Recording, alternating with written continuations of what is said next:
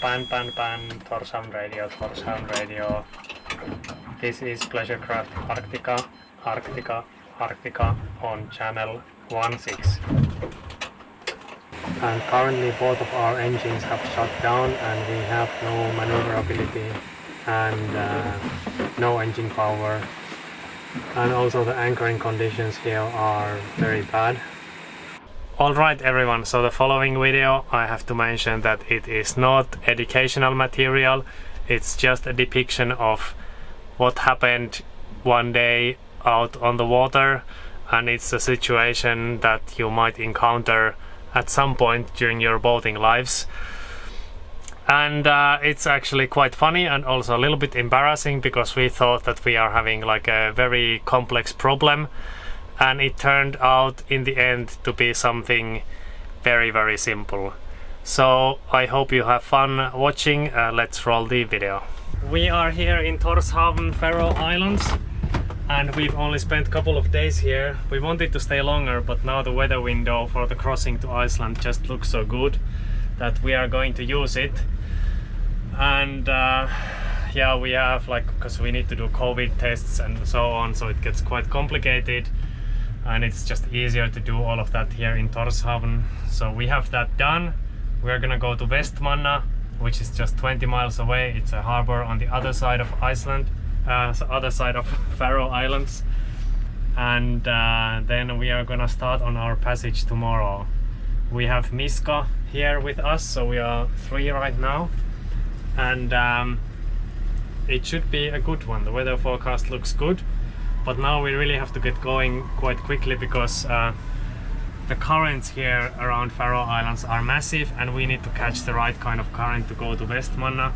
If we go there at the wrong time, we're gonna have like 5-6 knots of current against us, and you know, we don't want that. We also don't want to have 5-6 knots of current with us, so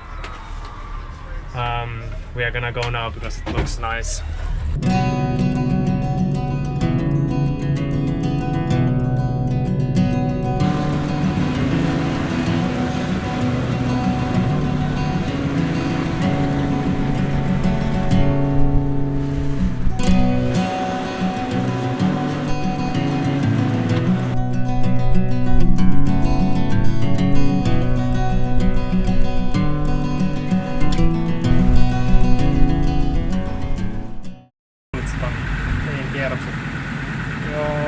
Kierrokset laskee molemmista tai näkee jotenkin tukahtuu. Polttoaine, pakko olla joku polttoaine, mikä polttoaine linjassa.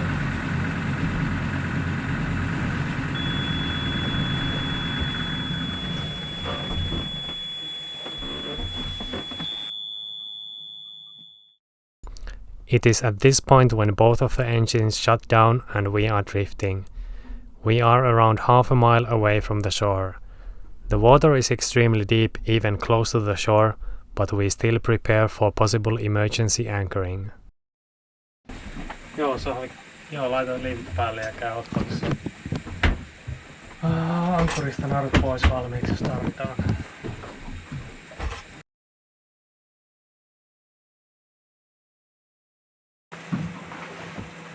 Torshavn radio. This is pleasure craft Arctica on channel 16.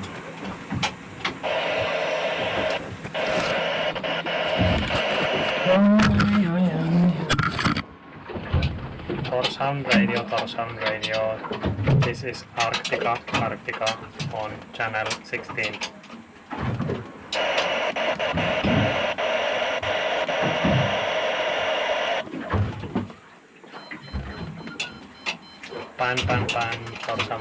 Torshavn radio. This is pleasure craft Arctica on channel 16.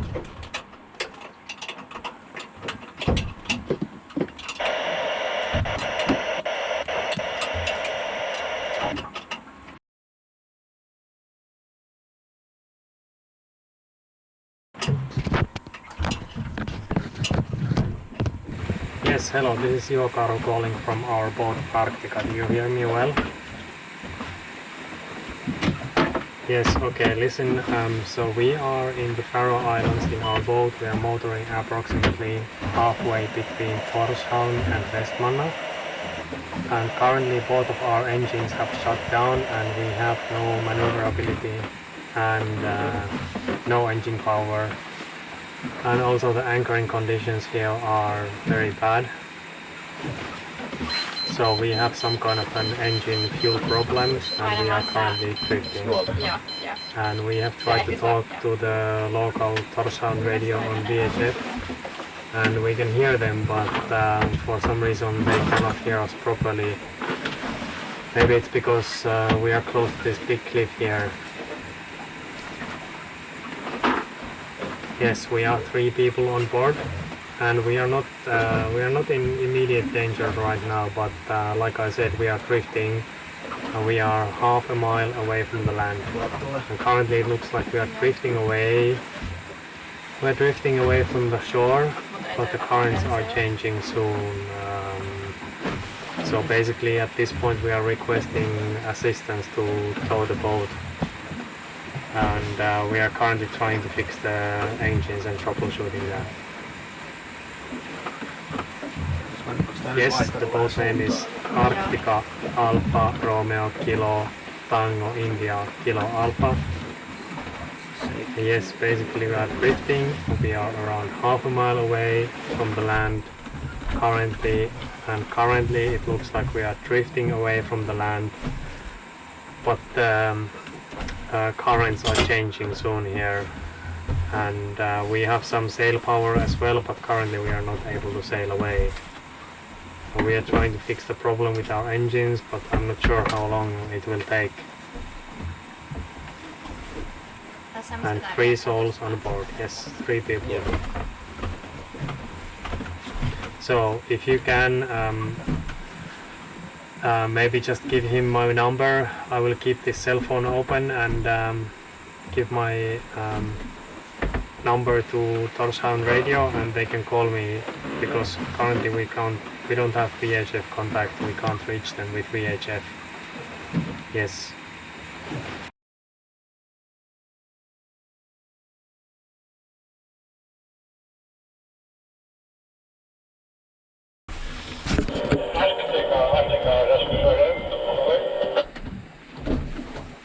Yes, this is Arctica. What are your location just now? We are about half an hour or so. Our location is 62 degrees north, 2 minutes. Sorry, I repeat. 62 degrees, 2 minutes, 5 seconds north, 7 degrees, 0 minutes, 7 seconds west.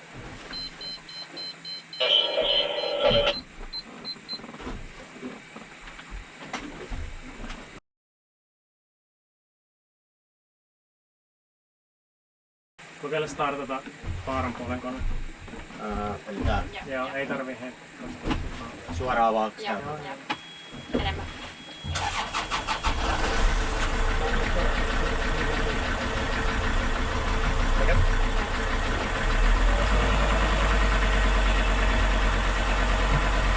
Tuolla.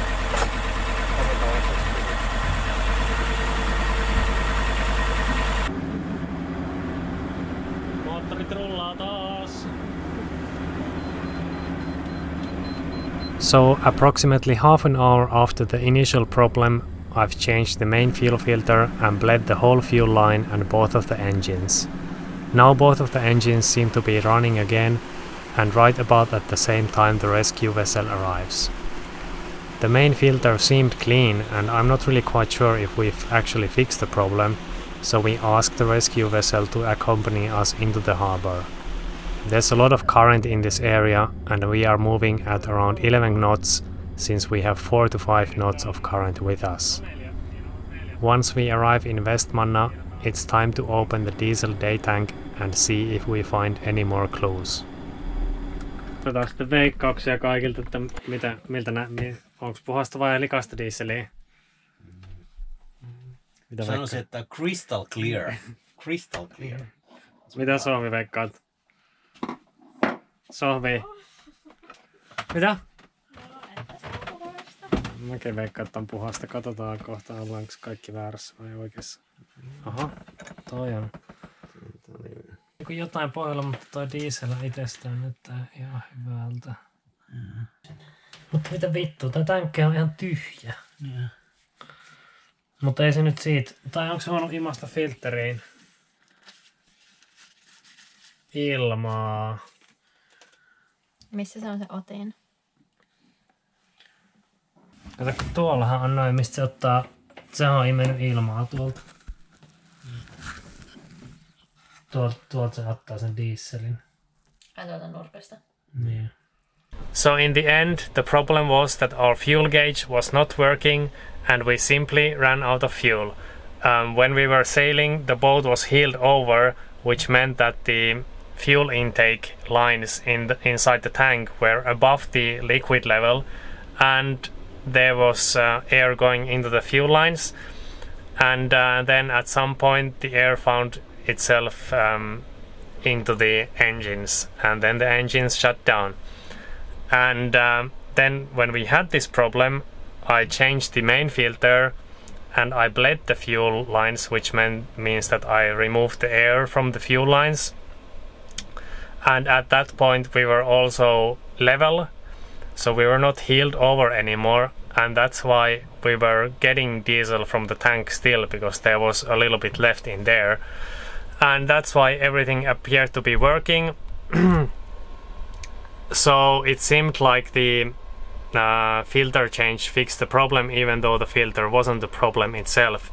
And that's why I was like a little bit skeptical also after the filter change, because the filter itself wasn't really that dirty. So I thought maybe there's like an air leak or something still in the system, and that's why we asked the rescue vessel to still accompany us, because if we were to have a problem again, at least they were close to us. And that was really good, because we had 4 or 5 knots of current and it could have turned bad really quickly.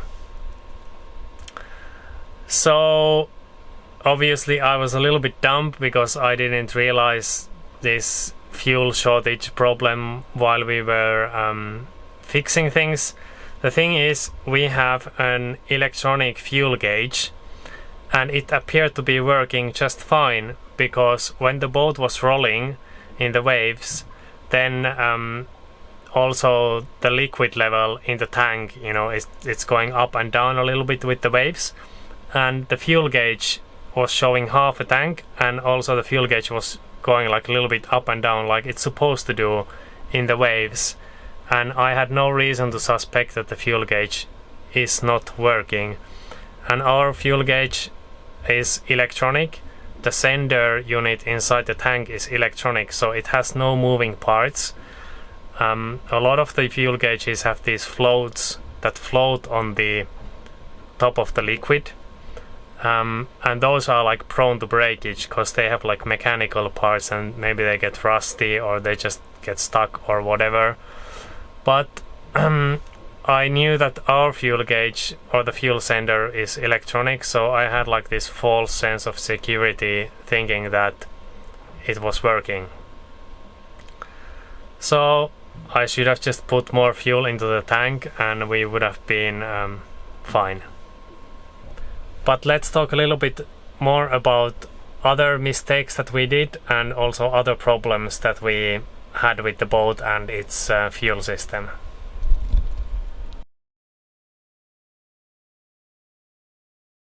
One of the things that we did have problems with was establishing communications with Torshavn radio and with the local search and rescue, because we were behind this big cliff and we could hear them on the VHF, but Torshavn radio, which is like the emergency center or kind of the VHF center here that coordinates everything, they couldn't really hear us.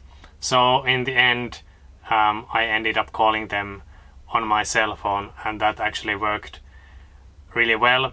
And actually the cell phone thing is something that I would recommend everyone to keep in mind, that if you are sailing in coastal areas, in a lot of countries you now have like these applications on cell phone, which, you know, when you push a button, it will call the emergency services and it will also relay your exact GPS position from your phone. So that's very useful if you have that, and you should definitely use that on the phone, because it can also be a lot more reliable than trying to relay your position by telling them your coordinates. You know, you're gonna still have to probably give your coordinates, but at least they can then check that those coordinates are in line with what you are transmitting to them electronically, and then you have a better chance of giving them the right coordinates. Because in a stressful situation, it's very easy to give out the wrong coordinates, and it has happened many times before, I think. During all of this, I noticed one more problem, and that was that I was very task saturated. There were 3 of us on the boat, but I think, you know, I was realistically the only one who could do anything with the engines or the fuel system. And I probably should have delegated the communications to Sohvi or Miska. And next time I will definitely do that instead.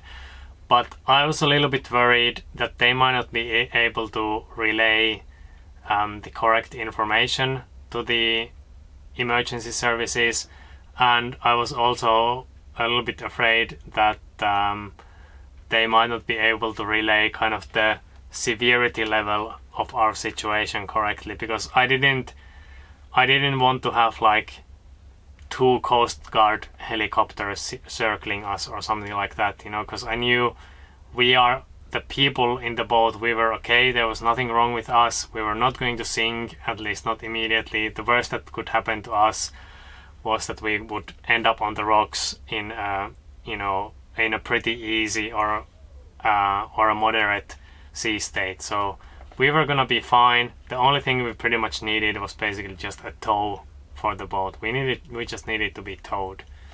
So I didn't want to like cause too much drama. But in the end, I guess I should have just said that to Sohvi and had her deal with the communications, so I could have spent more time down below in the engine room and I could have fixed the problem easier. Maybe because of this kind of task saturation or this general you know, trying to do things quickly, I later on realized that in this kind of situation, and it's also been scientifically proven, I think, that you start to kind of fixate on the wrong things. Maybe on the video as well you noticed that I was like wearing rubber gloves, and also when I was bleeding the system, you know, I was kind of spending quite a lot of time making things in a neat and tidy way, and that was just something that was something that I kind of I fixated a little bit on that, because that's like the normal procedure when you do things, or when you change fuel filters. But now when you're in an emergency, you know, it probably wouldn't have been that bad to make a bit more of a mess. Some of the things that we did do correctly were that we prioritized so that we made the things roughly in the correct order, I think, you know, life jackets on, make the anchor ready, check the initial problem, are you able to fix it quickly? No, call the emergency services, and then start on, you know, fixing the actual problem. And then other things that we also did correctly were that our route was quite good. I generally avoid going to lee shores, and also at this time we were on the windward shore, so the wind was mainly pushing us away from the cliffs, but it was like very gusty and coming down from the cliffs.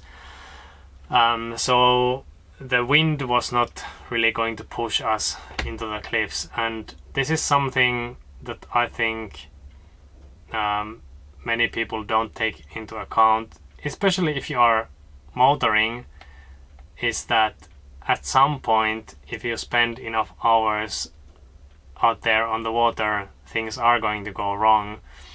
So I always keep a little bit of distance to the leeward obstructions, or at least I try to. It depends, of course, on the situation.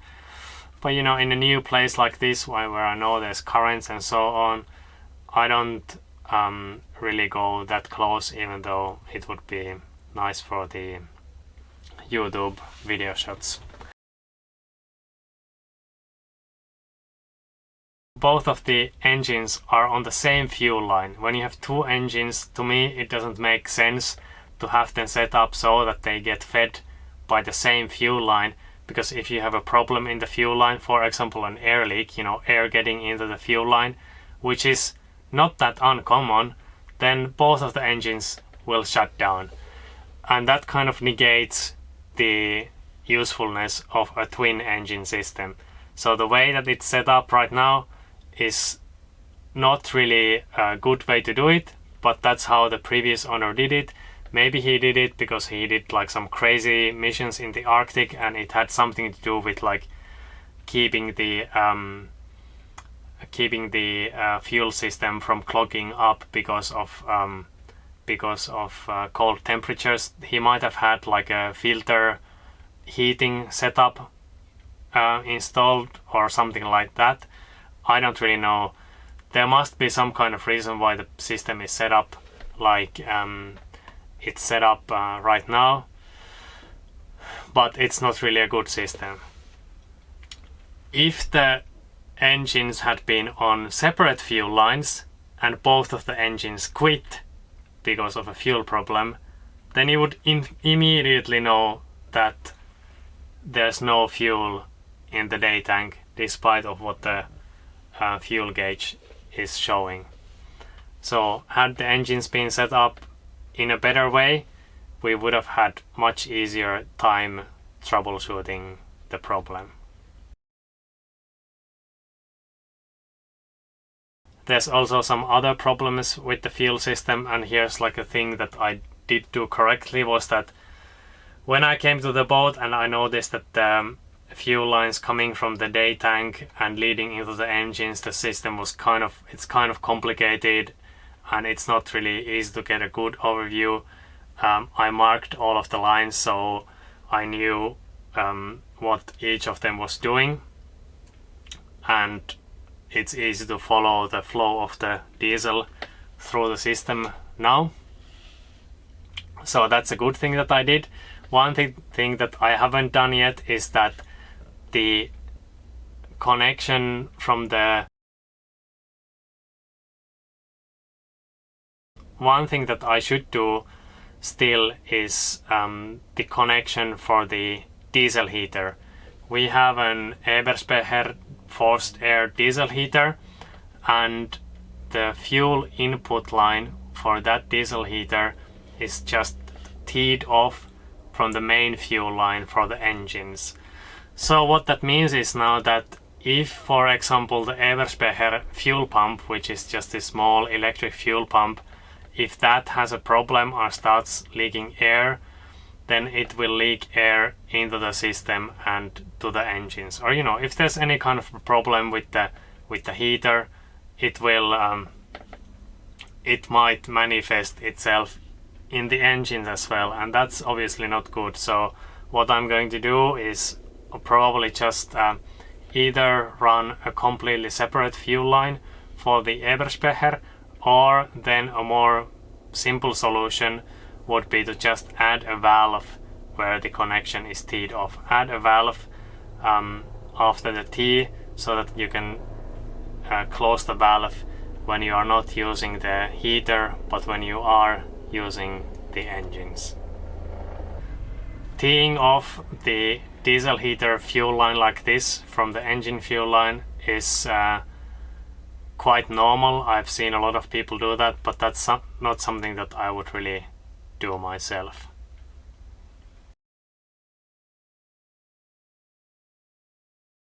One of the technical things that we had problems with, and that also affected this situation, was our understeering problem and our rudders. Basically what the previous owner of Arctica did was he installed this ice protection frame around the rudders, and the frame has like these big metal plates behind the rudders, and they make it so that the boat just basically wants to go straight, doesn't want to turn.